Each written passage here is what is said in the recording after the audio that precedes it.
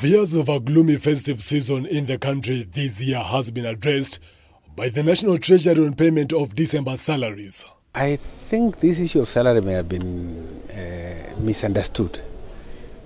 Can I confirm to you that all salaries for the November month have been paid fully? I want everybody to know all salaries for the month of November have been fully settled. And we are on course towards settling for December as scheduled. So there should be no cause for alarm.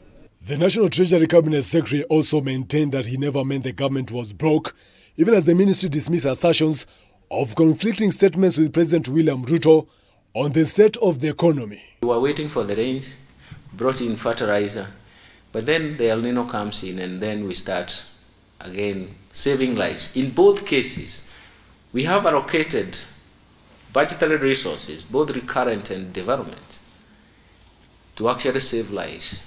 Extreme drought and extreme heavy rains, El Nino, isn't it? And that is what I said. But the papers reported something different. But they quoted me perfectly, but the interpretation was different. I don't think the president and my CS are speaking different things. They are on the same page. Perhaps it's how you guys interpret it.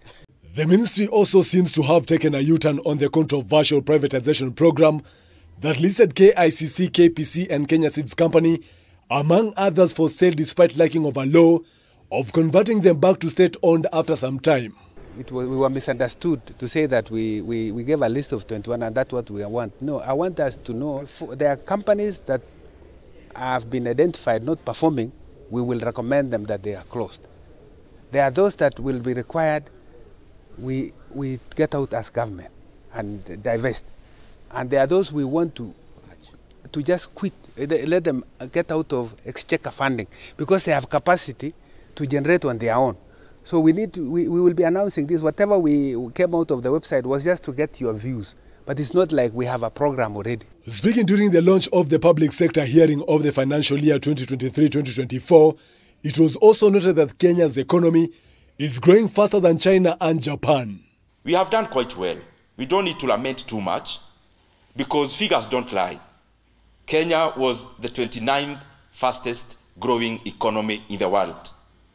I know that has a problem reflecting in the pockets of Kenyans, but that is the reality. So even as we see the hardships around our economy, the parameters are not so bad.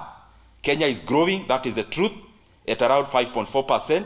In fact, growing faster than China and growing much faster than my friend from Japan. The budget chair of the National Assembly, Ndindi Nyoro, urging Kenyans to tighten their belts for an expansion economy that will help raise revenues to finance the country's budget.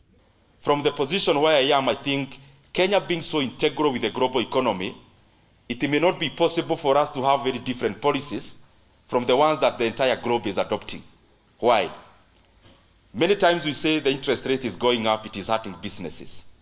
But then on the other side, if our monetary policy then is the other way around, then we will end up again having capital outflows when we have interest rates that is lower than what is happening across the world. Joel Chacha, K24 TV, Nairobi.